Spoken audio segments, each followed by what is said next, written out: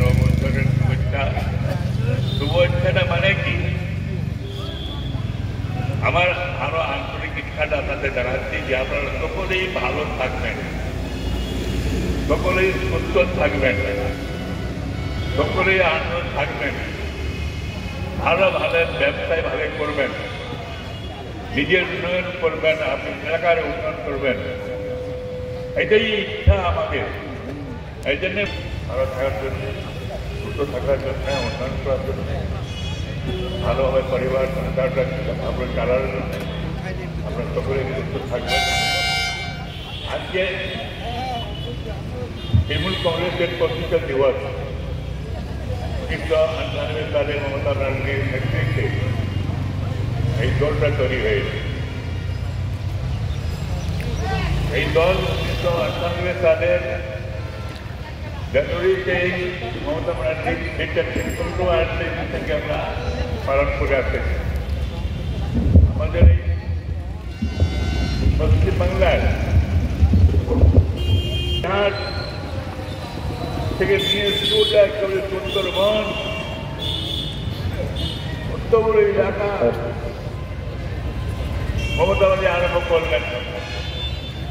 তৃণমূল কংগ্রেসের প্রচার, তৃণমূল কংগ্রেসের আন্দোলন, বামফ্রন্টকে সরানোর জন্য যে বামফ্রন্টের নীতি, যেটা আমাদের ভারতের নীতির জন্য নয়, এটা মার্ক্সবাদী নীতি চলছে। যে মার্ক্সবাদী নীতির পর চলছিল, মহাত্মা গান্ধীর নীতির পর চলেনি। সেই মমতা ব্যানার্জি ওই সিপিএমের মার্ক্সবাদীদের বিরুদ্ধে সারা পশ্চিমবাংলায় উনি একটা ঝড় তুলেছিলেন তৃণমূল কংগ্রেসের নামে। এখানে কংগ্রেস ছিল সরকার, সিদ্ধার্থ শঙ্কর রায়ের আমলে কংগ্রেস ছিল 1972 সাল থেকে নিয়ে 17 সাল পর্যন্ত। তার আগে আমাদের যুক্তফ্রন্ট সরকার হয়েছিল, তার আগে আমাদের কংগ্রেস সরকার ছিল, প্রফুল্ল সেনের সরকার ছিল, প্রফুল্ল সেনের আগে আমাদের ডক্টর বিধানচন্দ্র রায় সরকার ছিল, তার আগে প্রফুল্ল ঘোষ ছিল আমাদের প্রথম মুখ্যমন্ত্রী স্বাধীন হওয়ার পর থেকে। কিন্তু এই যা 1970 সালে বামফ্রন্ট যখন ঢুকলো আমাদের সিপিএমের নেতৃত্বে, সারা পশ্চিমবাংলায় একদম নাজেহাল। এরা ছিল ক্লাস স্ট্রাগল করার জন্য। যেখানে বিজেপি করতেছে ধর্মের নামে বিদেশ তৈরি করে, এখানে ধর্মের নামে ভাগ করছে লোক মানুষকে, ওইরকমই ছিল বামফ্রন্ট। সিপিএমের পার্টি ছিল যে ক্লাস স্ট্রাগল। সিপিএম বরাবরই ক্লাস স্ট্রাগল মানে কি শ্রেণী সংগ্রাম, মানুষের শ্রেণী ভাগ করে দিচ্ছিল।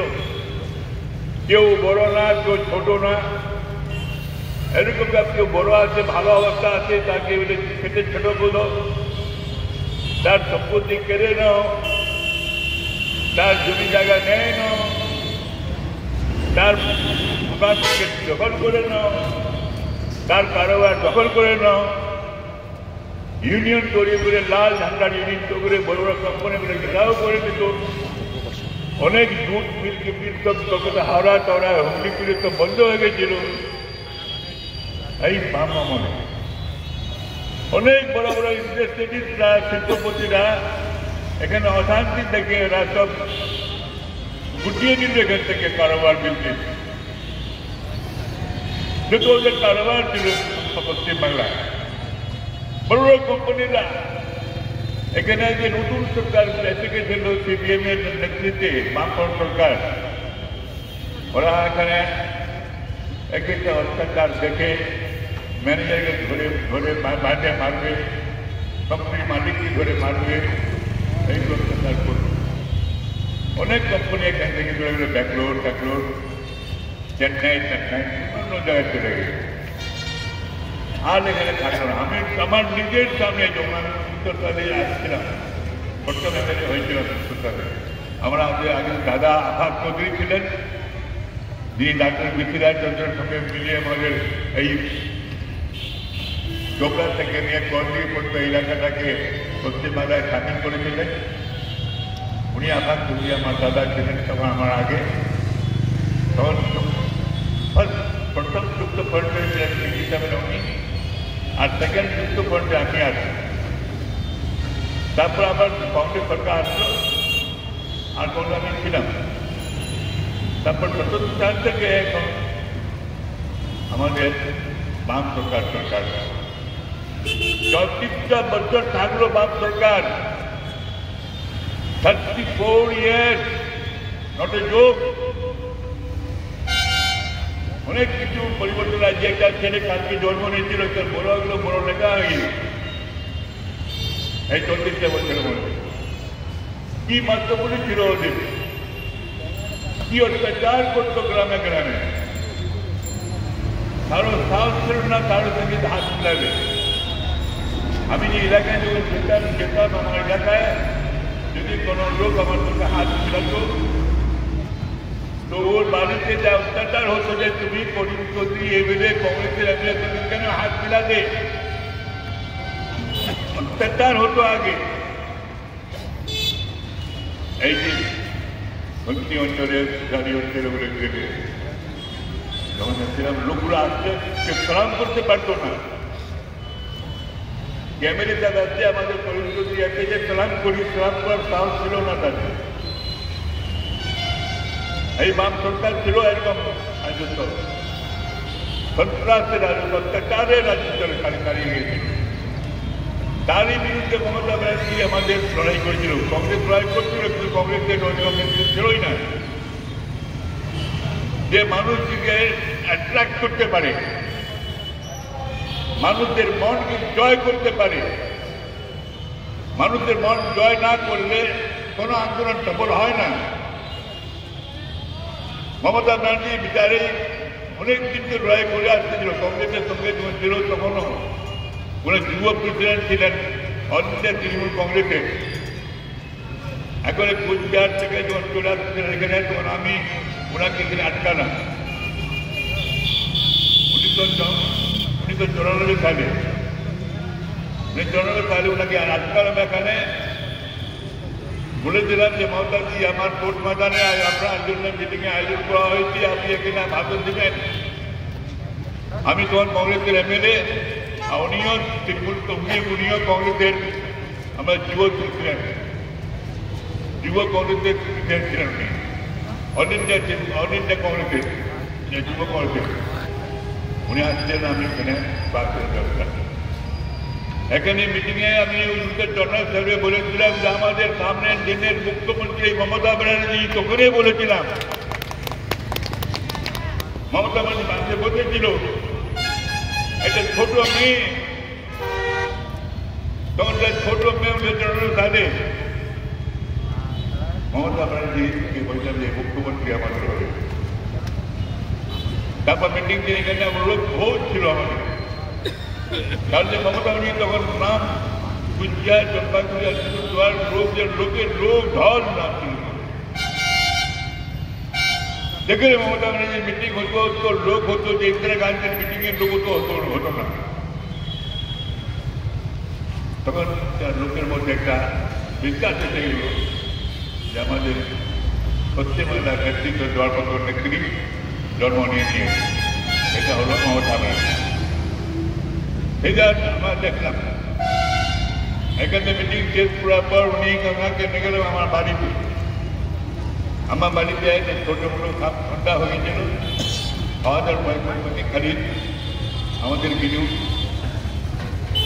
একটা টিফিন করে দিয়েছে, চা টিফিন। ওনার সঙ্গে 20-25 জন কিলোমিটার সরকার ওরাও ছিল, মমতাও ছিলেন। বাড়িতে আমরা নিয়ে গেছিল খাওয়া ছিল। তারপর তো ওনাকে লাগে 1994 সালে, 1998 সালে উনি তৃণমূল কংগ্রেস করবেন। কেনা কংগ্রেস সঙ্গে থাকতে হবে না, ওপর থেকে চাপ দিচ্ছে যে না সিপিএমকে মেনে চলতে হবে, সিপিএম এর বিরুদ্ধে যেতেই হবে না, সিপিএম এর সঙ্গে ঝগড়া করতে হবে না, এইটা বলে আমার মমতা বলে তাহলে আমি লড়াই করবো কেমন করে কিন্তু বামফ্রন্ট সরকারকে করাবো। এই জন্য উনি ঠিক করলেন যে না, আমাকে আলাদা হতে হবে, একটা আলাদা দল তৈরি করতে হবে। ওর মাথায় আসতো যে এই কংগ্রেসের সঙ্গে থাকলে আমার মুভমেন্টটাকে আমার যে টার্গেট চলছে যে বামফ্রন্ট করাও, সেটা হবে না, সফল হবে না। এই জন্যই উনি তৃণমূল কংগ্রেসের নামে টিএমসি নামে দল তৈরি করলো। উনি president, all India Trinamool Congress president, পশ্চিমবাংলার সুমন্তি এরকম করে দিল দলটা। এই দল আজকে 1998 সালে তৈরি হলো, আর 2011 সালে বামফ্রন্ট সরকারকে, সিপিএম সরকারকে, সিপিএমের নেতৃত্বের বামফ্রন্ট সরকারকে বিদায় করে দিল মুখ্যমন্ত্রী মমতা ব্যানার্জি। অত ভালো লাগলো আমাদের, এত দিনের পর, 34টা বছরের পর বামের অত্যাচার জুলুম চলতে আমরা 2011 সালে মাত্র 11-12 বছরের মধ্যে নতুন দল মমতা ব্যানার্জির নেতৃত্বে আমরা ক্ষমতায় চলে আসি। মমতা ব্যানার্জি আসার পর থেকে বাম সরকারের আমাদের কোন পদক্ষেপ মানুষের বিরুদ্ধে, জনতার বিরুদ্ধে, জনগণের বিরুদ্ধে, এলাকার বিরুদ্ধে ওনার যে বামফ্রন্টের যেগুলো কাজগুলো করছিল সবটা উনি চেঞ্জ করবে।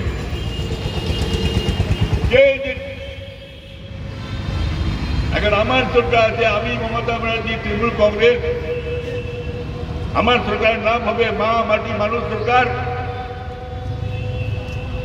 এই মা মাটি মানুষ সরকার নাম দিয়ে মমতা ব্যানার্জি পশ্চিমবাংলায় আজকে সরকার চালাচ্ছে। সমস্ত নীতি ভালো প্রকল্পগুলো নিয়ে পশ্চিমবাংলায় উনি যে খুললেন, দার্জিলিং তখন হাত ছাড়া, জঙ্গলমহল তখন হাত ছাড়া, জঙ্গলমহল 4টা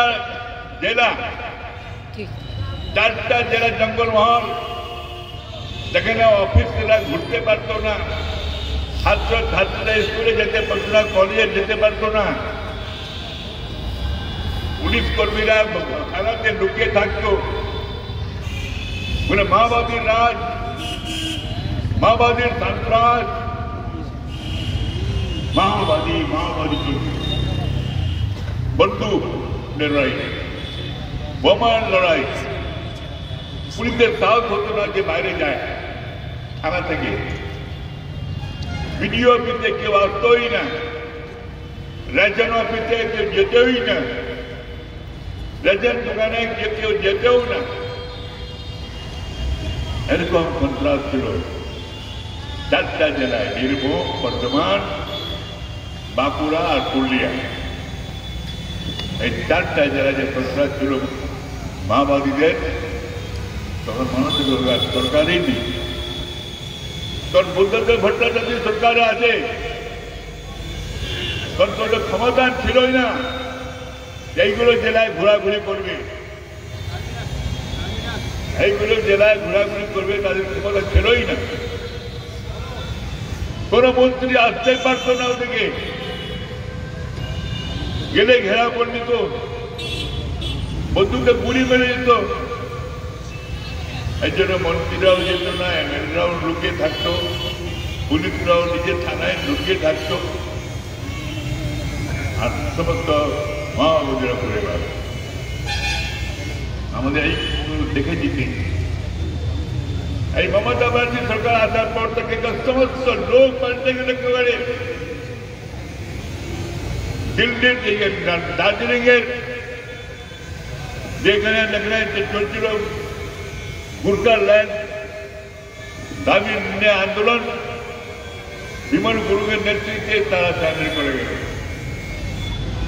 মিটিং স্যান্ডেল করে গেল। যারা মমতা ব্যানার্জির নেতৃত্বে আমরা করব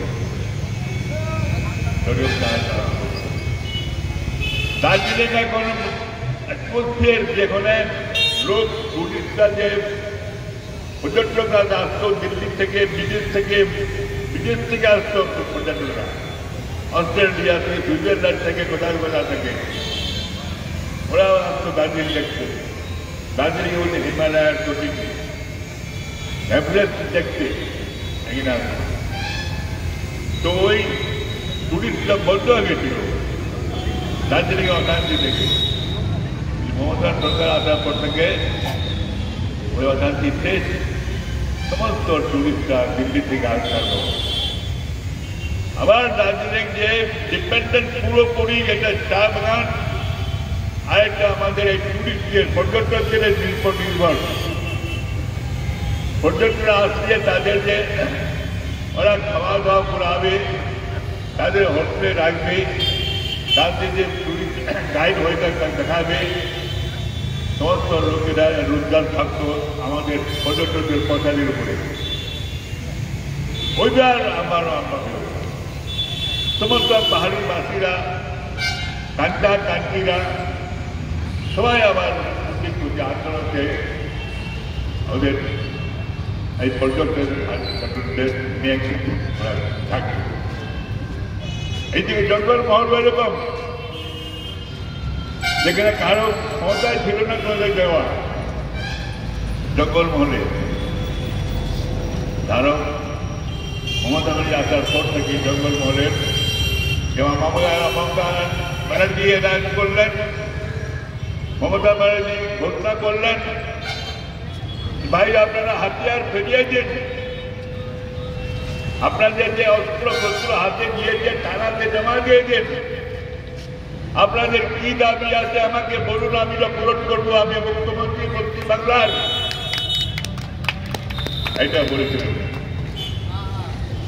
আমাদের মাওবাদীরা মহিলারা একেবারে বন্ধুকে থাকে সকলে থানাতে জমা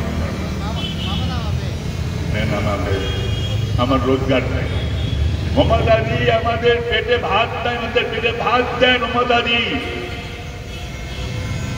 এটাই দাবি ছিল মাওবাদী মেয়েদের মহিলাদের মাওবাদীর লোকদের বেকারদের ওরা সবাই এটাই বলছে তখন মমতা বলছে আমি তো আপনাদের খাবার দেবো সমস্ত ব্যবস্থা আমি করবো আপনাদের কোনো চিন্তা করবেন না আপনাদের রোজগার দেবো আপনার খাবার সব ব্যবস্থা করে দেবো আপনাদের চাকরিতে দিব মমতা বলি তাই করবে সবাই যে অস্ত্রপত্র ফেলে দিল সার্জেন করে গেল সবাইকে হোম গার্ডের চাকরি দিয়ে দিয়েছে কাউকে পুলিশের চাকরি দিয়ে দিয়েছে কাউকে বিভিন্ন দপ্তরের চাকরি দিয়ে দিয়েছে রোজগার দিয়েছিল মমতা ব্যানার্জি বলছে যে মমতা আমাদের পেটে ভাত নেই ভাত দেন মমতা ভাত দিয়ে দিলেন সমস্ত রেশন সব ফ্রি করো রেশন সবগুলো ফ্রি করা হলো আমাদের কিন্তু মুখ্যমন্ত্রী একটা মুখ্যমন্ত্রীর সিদ্ধান্তটাকে রূপায়ণ করতে হবে সমস্ত আইএস অফিসার আইপিএস অফিসার সমস্ত ডব্লিউবিসি অফিসারকে সকলকেই যে নেত্রীর হুকুম আছে নেত্রীর নির্দেশ আছে এটাই করো মমতা ব্যানার্জির এগুলো শুনে আওয়াজ মমতা দেখছেন পরিবর্তনের সভা বাম মনে পরিবর্তন বাম সরকার যেভাবে চলছিল সেই পথে যাব না আমি আমার যখন মানুষ পরিবর্তন দিয়েছে যে আমি পরিবর্তন হিসাবে চলাবো পরিবর্তন সরকার মানুষের চাহিদা মেটাবো গ্রামগঞ্জের চাহিদা মেটাবো এগুলোকে আরম্ভ করলেন বিভিন্ন রকমের প্রকল্প আরম্ভ করলেন মুখ্যমন্ত্রী জেলায় জেলায় ঘুরতে আরম্ভ করলেন জেলায় জেলায় যে মুখ্যমন্ত্রী করতে জেলা প্রত্যেক মাসে জেলায় যাচ্ছে নিজের চোখে দেখতে ছেলে যাচ্ছে বা স্কুলের বা ছাত্রীরা যাচ্ছে पाते जूता नहीं है थामा गाड़ी ड्राइवर गाड़ी रोको देखते देख किया जे मेয়েদের ছাত্রীদের ডাকতো ছেলেদের ডাকতো কি তোমরা কোথায় যাচ্ছ ওদের দিদি আমরা স্কুলে যাচ্ছি স্কুলে যাচ্ছি তো তোমার তো এই ডিসেম্বর মাস তোমাদের তো সোয়েটার আছে প্যান্ট আছে শার্ট আছে কিন্তু পাতে জুতা নেই কেন ওই জুতার আমাদের মা বাবা গরিব দিদি আমাদের মা বাবা দিতে পারেনি জুতা তখন এই গাড়ি থেকে নেবে মমতা ব্যানার্জি পার্থ চ্যাটার্জি তখন ছিল শিক্ষামন্ত্রী তাকে ফোন করে বললো যে তুমি কি দেখতেছ আমাদের গ্রামের মেয়েরা ছাত্রীরা তারা বিনা জুতা করে স্কুল যাচ্ছে এই শীতকালে এদের এখনই তুই জুতার ব্যবস্থা করে দাও তখনই মমতা ব্যানার্জির নির্দেশে পার্থ চ্যাটার্জি बाटा टू कंपनी के हुक्म दिल जो तो 1 क्लास থেকে 4 क्लास पर्यন্ত प्राइमरी स्कूले जो छात्र छात्री থাকবে সকলকে জুতা পরিয়ে দাও बाटा कंपनी জুতা মজবুত জুতা ভালো জুতা 400 करोड़ টাকা লাগবে মমতা ব্যানার্জি এইভাবে নিজের চোখে দেখতো কার গায়ে কাপড় আছে কার গায়ে কাপড় নাই কে গরিব আছে কে দুস্থ আছে সেটা দেখতে হবে আর সেই হিসাবে তিনি নবন্নতে ঢুকে রাজনীতি ঢুকে উনি প্রশ্ন করতেন মানুষের কি করতে হবে ওইগুলো দেখে উনি বিভিন্ন রকমের প্রকল্প দিয়ে দিলেন আপনারা দেখছেন না আমরা আইটি দিনের প্রকল্পগুলোকে কি বলছি ওনাকে যে মেয়েদের আমাদের পুরস্কার দেওয়া হয় কন্যাশ্রী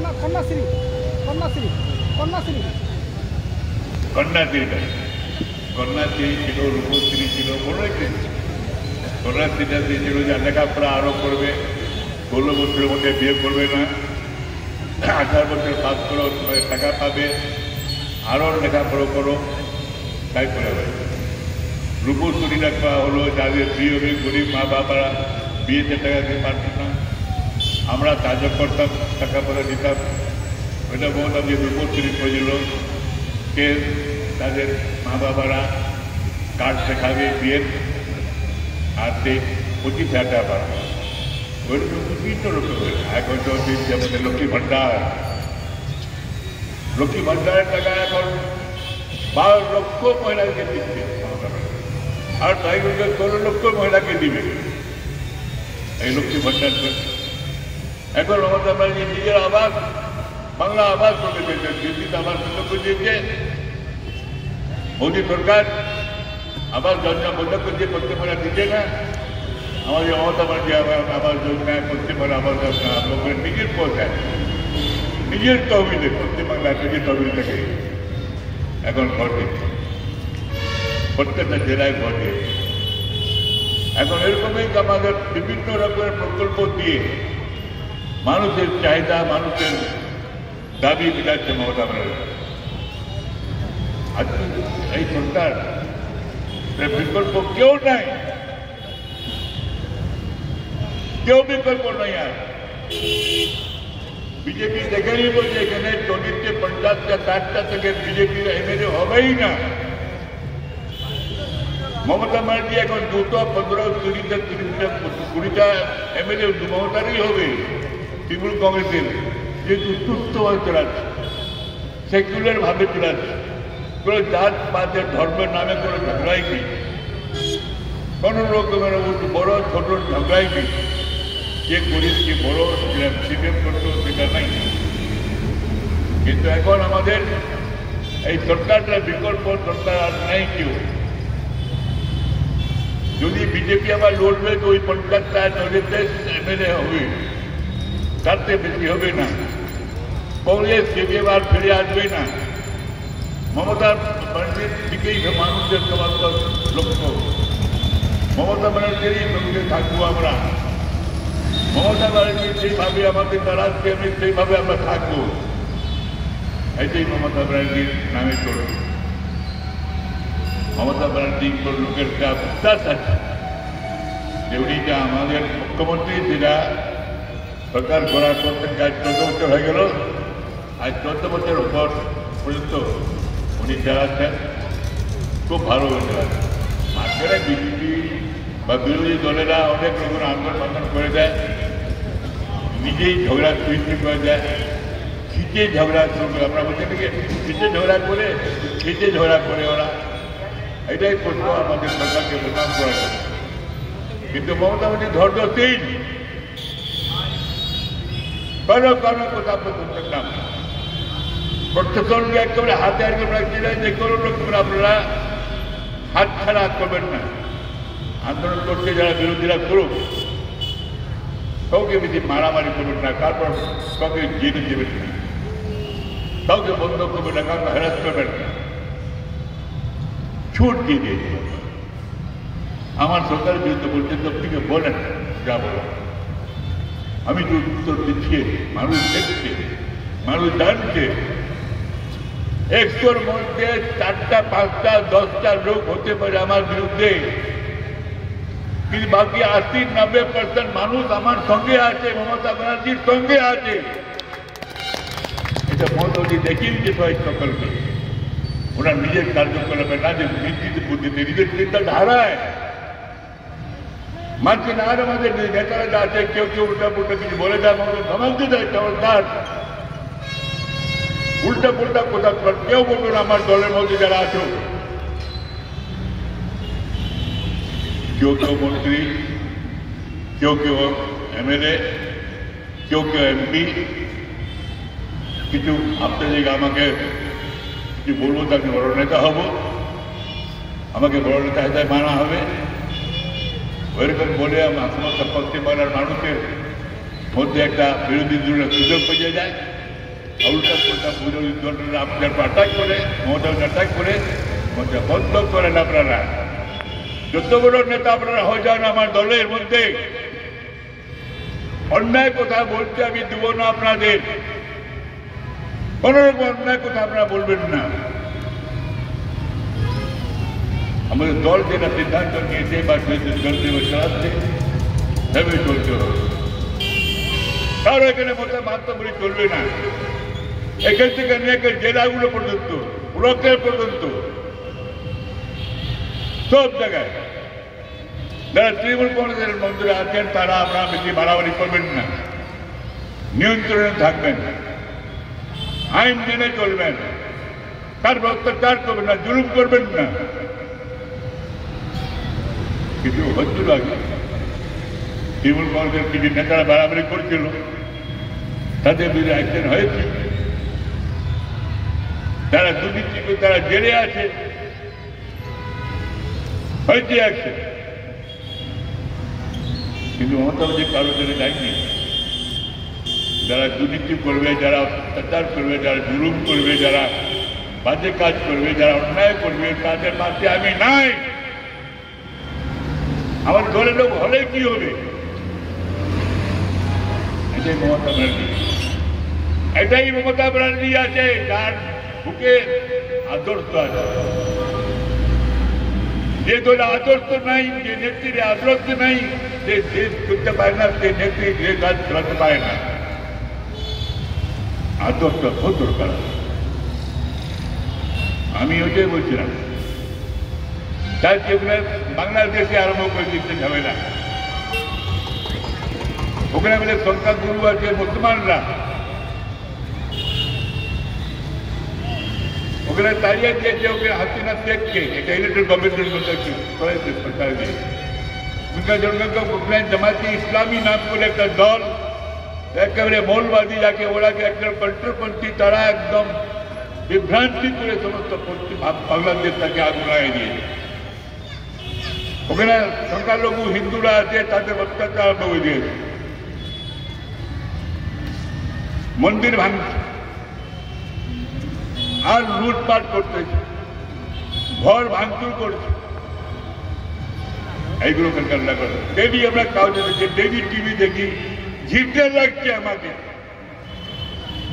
কিন্তু মুসলমানদেরকে এইভাবে করবে আর মুসলমানরা সংখ্যাগুরু হিসাবে, সেটা অন্যায়। আমাদের ইসলামিক ধর্মের একদম এগেনস্টে আছে ওরা। ওরা কমিউনিস্ট পার্টির লোকেরা, চীনের পন্থীর লোকেরা। চীনপন্থীরা আমরা কোন ধর্ম মানে না, চীনপন্থীরা ধর্ম মানে না, ওরা কমিউনিস্ট। ওই বাংলাদেশের মধ্যে ঢুকে ওরা আজকে অত্যাচার চালাচ্ছে। ওদেরকে আমি ঘৃণা জানাই, আমি তো নিন্দা করি যে অল্প সংখ্যক মানুষের উপর অত্যাচার করাচ্ছেন, অন্যায় করছেন, মারছেন, ধরছেন, মেয়েদের মহিলাদের রেপ করছেন, ধর্ষণ করতেছেন। আল্লাহ কিন্তু ক্ষমা করবে না অত্যাচারের। যে কোনো জায়গা হোক, যে কোনো সংখ্যাগুরু হোক, যেখানে হোক, বাংলাদেশ হোক কি ভারত হোক কি পাকিস্তান হোক, সংখ্যাগুরুরা সংখ্যালঘুদের উপর অত্যাচার করবে ধর্মের নামে, যেটা ভগবান আল্লাহ সহ করবে না, মানবে না, ধ্বংস করবে ওই দেশটাকে। ওই দেশ ধ্বংস হয়ে যাবে যদি অত্যাচার যদি হয় বেশি। জুলুম অত্যাচারকে সরকারকে আল্লাহ তাআলা মানে না, ক্ষমা করে না। ওই সরকারকে বিজেপি করতে দেবে না, ধ্বংস করে দেবে, ভূকম্প হবে, জমি ভিতরে আগুন ফুটে দেবে। আল্লাহর कहर নাজিল, कहर নাজিল হবে, আল্লাহর গজব নাজিল হয়ে যাবে। মহিলাদের অত্যাচার করবে, আল্লাহ হবে না। আজকে সেদিন শুনছিলাম যে আমি টিভিতে মোবাইলে শুনতাম, ওখানে যে নেতারা বলতেছে যে আমরা 4 দিন আমরা কলকাতা দখল করে নেব। কি পাগল লোক, 4 দিনে বলে কলকাতা দখল করে নেব।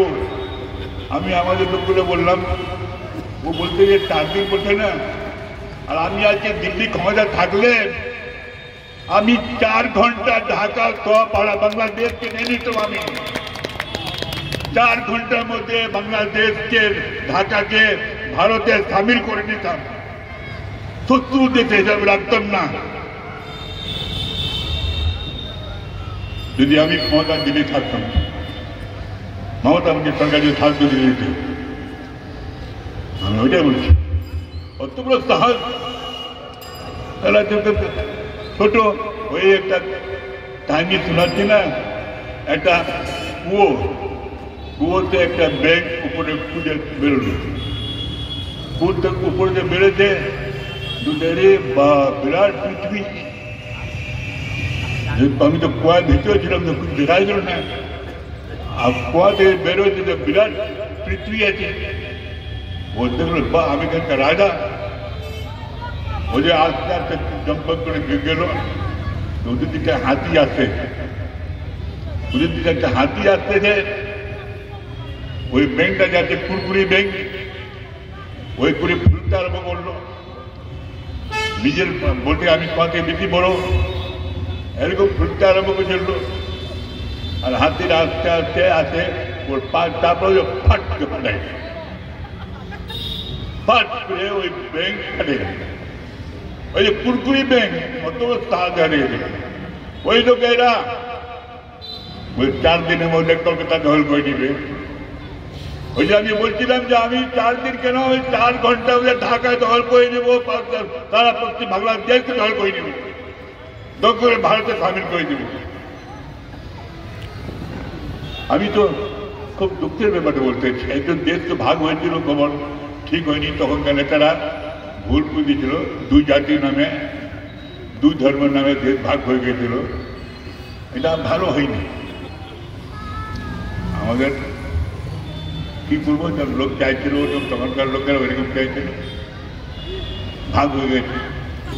একটা পশ্চিম থেকে ওদের পাকিস্তান, আবার পূর্ব দিকেও পাকিস্তান, আর মাঝখানে আমরা ভারত। এরা ডিস্টার্ব করতে বরাবরই। বরাবরই ডিস্টার্ব করতো পূর্ব পাকিস্তান থেকে আমাদের ওদিকে ওরা রাইট হয়ে আমাদের ওয়ার হয়ে গেল। চীনের সঙ্গে ভারত ওরা হামলা করে দিয়েছিল।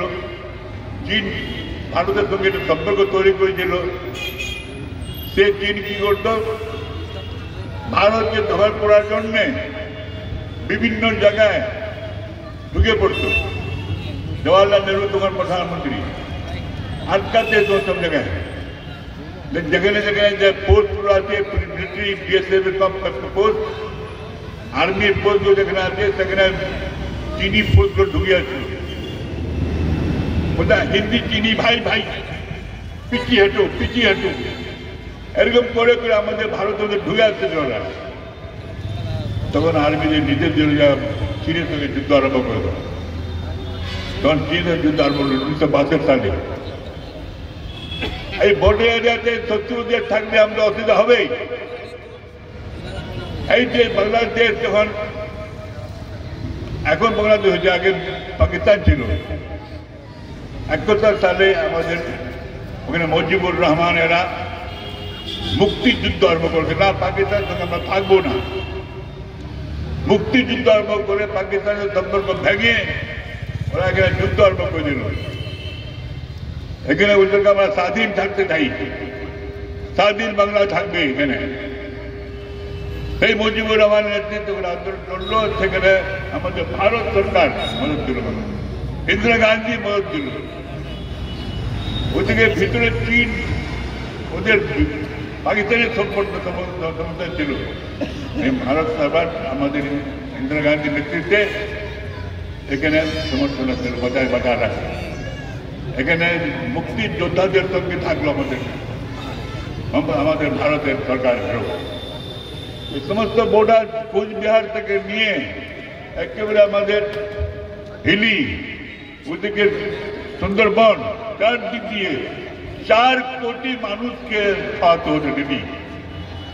4 কোটি মানুষকে বাংলাদেশে এনে ছেড়ে নিয়ে থাকতো, তাদের খাওয়ানো হয়েছিল দিদি। 4 কোটি মানুষকে খাওয়াতো এই ভারত সরকার। দেশটা স্বাধীন হয়ে গেল, ওখানে স্বাধীন বাংলাদেশ হয়ে গেল। মুজিবুর রহমানের হাতে ফ্ল্যাগ দেওয়া, মমতা ব্যানার্জি ইন্দিরা গান্ধী এরা ওয়েলকাম করলো। ওদেরকে পাকিস্তানি ফোর্সদের যা ন্যাজি যন্ত্র ছিল তাকে তখন স্যান্ডেল করলো। তারা তাদের দেশ হল পাকিস্তান, এরা স্বাধীন বাংলাদেশ হয়ে গেল। এই স্বাধীন বাংলাদেশের প্রধানমন্ত্রী হলো আমাদের মুজিবুর রহমান। এটা বন্ধু সরকার হিসাবে নিয়ে নিল, কিন্তু আমার মধ্যে ভুল হয়েছিল। এটা বন্ধু সরকার প্রকার না করে আমাদের বাংলাদেশ থেকে আমাদের ভারতে সামিল করে নেওয়া উচিত ছিল। এটা তাদের পূর্ব বাংলা থাকতো, আমরা পশ্চিম বাংলা আছি, ওরা পূর্ব বাংলা থাকতো, একটা আলাদা রাজ্যই থাকতো। মুজিবুর রহমান একটা মুখ্যমন্ত্রীরাও থাকতো। এইটা আবার দেশ হয়ে গেল। আবার চীন আছে বন্ধুতা করতেছে ইউরোপের সঙ্গে, আবার আমরা চীনের সঙ্গে বন্ধুতা করতেছে। এটা তো ভালো না, আমাদের ডিস্টার্ব করার জন্য করতেছে না, অশান্তি করার জন্য আমাদের সব করতেছে। ভারতটাকে ভারত তো ভালো দেশ, সেই ভারতকে ওরা অশান্তির মধ্যে ফেরাতে চাচ্ছে। এই জন্যে আমাদের এখানে শত্রু দেশ পাওয়া উচিত ছিল না।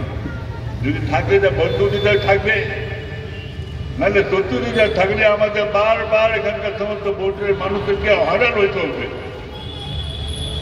ওরা ঘুরপেটিং করবে, এখানে লোককে একটা লোক ঢুকবে, 10টা লোককে ধরবে। এই জন্যে আমি এটাকে সমর্থন করি না। বাংলাদেশ মুসলমানদের আমি বলছি যে তোমরা সংখ্যাগুরু আছো ঠিক আছে, কিন্তু আল্লাহর কাছে তোমাদের ক্ষমা নাই। কোরআনে হুকুম আছে যে তোমরা অন্যায় অত্যাচার করতে পারো না, জুলুম করতে পারো না, মহিলাদের অত্যাচার করতে পারো না। তোমাদের দেশ ধ্বংস করে দেবো আমি। এই জন্য আমি বলে দিচ্ছি যে তোমরা হুঁশিয়ার হয়ে যাও, আল্লাহর মার করবে না, তখন ভূত থাকবে না। আমি এটা বললাম আপনাদের। আমার আন্তরিক ফিলিং ভালো লাগছে না। এটা দেশ তো প্রত্যন্ত ভাগ হয়েছে, ওটা ভুল হয়েছে। এখন যে আবার যেটা দেশটা স্বাধীন হওয়ার পর থেকে আমাদের বাংলাদেশ ভারতে সামিল না করে সেটাও ভুল হয়েছে। এখন যদি বেশি বাড়াবাড়ি করবে আর আমাদের চুপ থাকতে হবে। কেন ভারত সরকার এখনো কিছু বলছে না? ওরা ভারত সরকারের ব্যাপার আছে, জানবে। আমাদের মমতা ব্যানার্জি মুখ্যমন্ত্রী চিঠি দিয়েছেন, সেগুলো অত্যাচার অন্যায় হচ্ছে যাত্রা বন্ধ করার জন্য বলা হয়েছে। আমাদের মুখ্যমন্ত্রী মমতা জানিয়েছে। আমি এটাই বলছি যে আমাদের এটা মমতা ব্যানার্জির তরফ থেকে যা করার, রাজ্য সরকারে যা করার উনি করেছে, উনি পাঠিয়েছেন ওখানে চিঠি দিয়ে। আমিও আজকে এখানে একটা বলেছি ইসলামপুরের এই বর্ডারের পাশেই, এই যে বাংলাদেশের লোকগুলোকে সতর্ক করতেছি कि তোমরা যে বাজে বাড়াবাড়ি করো না, অত্যাচার করো না, জরুর করো না, কিন্তু আল্লাহর মান পড়বে জবরদস্ত, ভয়ঙ্কর ধর্ম। আমি আপনাদের আজকে বলছি যে আমাদের প্রতিটা দিবসে তৃণমূল কংগ্রেসের পশ্চিম বাংলায় মমতা ব্যানার্জি তৃণমূল কংগ্রেস ছাড়া আর কোনো দল নাই।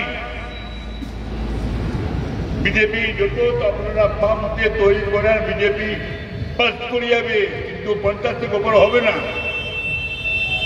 50 থেকে উপরে বিজেপি যাবে না এমএলএ সংখ্যা। আর আমাদের মমতা ব্যানার্জি 2024-25টা থাকবে, কংগ্রেস সিপিএম তো আর নাই। এই জন্য আপনারা সকলেই ভালো থাকেন। প্রশাসন যদি অন্যায় করে থাকে আপনারা বলবেন আমাদের। আমরা জনপ্রতিনিধি, সেদিন আমি কল্যাণগঞ্জে বললাম ডিএমকে সমর্থন করে কি আমরা জনপ্রতিনিধি, যদি মন্ত্রী হই, যদি এমএলএ হই, আমরা জনপ্রতিনিধি। এটা গণতান্ত্রিক দেশ, এটা লোকতান্ত্রিক দেশ। এই লোকতন্ত্র দেশ, গণতান্ত্রিক দেশে মানুষই রাজা, জনগণই রাজা, জনগণ জনতা সেই রাজা। আর তার প্রতিনিধি কারা? ওই এমএলএরা, এমপিরা, মন্ত্রীরা। জনগণ রাজা হলো, জনতা রাজা হলো, তার প্রতিনিধি এমএলএ আর এমপি আর মন্ত্রীরা। এই জন্য আইএস অফিসাররা, আইএফএস অফিসার যতগুলো লেখাপড়া করে হোক, তোরা সরকারে থাকুক, কি ও চিফ সেক্রেটারি হোক, কি ও হোম সেক্রেটারি হোক, কি ও ডিএম হোক, কি ও বিডিও হোক, কিন্তু তারকে জনপ্রতিনিধির কথাগুলো চলতে হবে। ওইটা আমি কালকে বললাম ওখানে কল্যাণগঞ্জে মিটিংয়ে, যে আমরা জনপ্রতিনিধি, মন্ত্রী আর এমএলএরা আর ডিএমরা আছেন, এটা এক্সিকিউটিভ, মানে যেগুলো আইন আমরা পাস করবো প্রত্যেক বিধানসভা থেকে বা পার্লামেন্ট থেকে, সেগুলো আইন ওরা রূপায়ণ করবে মানুষের স্বার্থে। যেগুলো প্রকল্প আমরা পাস করবো সেগুলো প্রকল্প লাগু করবে ওরা, ওদের একদিন অফিসে যাবে। এই জন্য আমি সকলকে বলছি যে আমাদের সিস্টেমটা তো ভালো সিস্টেম আছে সংবিধানের। ভারতের যে সংবিধানে তৈরি করেছে আমাদের বাবা সাহেব, আমার ডক্টর আম্বেদকর, ভীমরাও আম্বেদকর, ডক্টর ভীমরাও আম্বেদকর, যাকে বলা হয় ফাদার অফ দ্য কনস্টিটিউশন, যিনি তো তৈরি করেছেন ভারতের সংবিধানটাকে, তিনি হলেন পিতা সংবিধানের। অত সুন্দর তারা পৃথিবীতে কোনো জায়গায় নেই,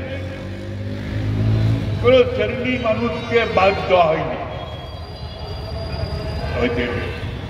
ওই সংবিধানে। এই জন্যে ওই সংবিধানকে আমরা সবাই মানে করেছি। কাল কিন্তু মোদী পার্লামেন্টে বলেছে, কালকে সবাই বলেছে যে আমরা এই বাবা সাহেবের যে সংবিধান তৈরি করে দিয়েছে সেটাইকে গাইডেন্স হিসাবে, সেটাইকে গাইড করে আমরা করি, সেটাকে মেনে চলে। সকলকে মানতে হবে, প্রত্যেকটা রাজ্য সরকারকে তাই মানতে হবে, প্রত্যেকটা আমাদের বিধানসভার লোকগুলো মানতে হবে, প্রত্যেকটা প্রধানকে মানতে হবে। জেলা প্রশাসনকে মানতে হবে, সরকার সমিতিকে মানতে হবে। সংবিধানে আমরা যাই আমাদের, এই জন্য আপনাদের কাছে আমি একটা কথা বললাম যে আমাদের মমতা ব্যানার্জি সরকার বলে থাকবে, কোনো আর দল নয়, একেই থাকবে, তাই আরো 30-50 বছরে, তারপর আমরা থাকবোই না, কিন্তু আপনারা থাকবেন। কিন্তু জিনিসটা হচ্ছে যে বহুদিন থাকবে, যতদিন মমতা ব্যানার্জি আছে, বেঁচে আছে, মমতা ব্যানার্জিকে মুখ্যমন্ত্রীদেরও থাকতে হবে। মুখ্যমন্ত্রীকে মমতা ব্যানার্জি ছাড়া আর অন্য লোক নাই, আমাদের দলেও নাই, অন্য বিরোধী দলের মধ্যেও নেই। এই যে মমতা ব্যানার্জি যতদিন বেঁচে আছে, ওকে মুখ্যমন্ত্রীদেরও থাকতে হবে।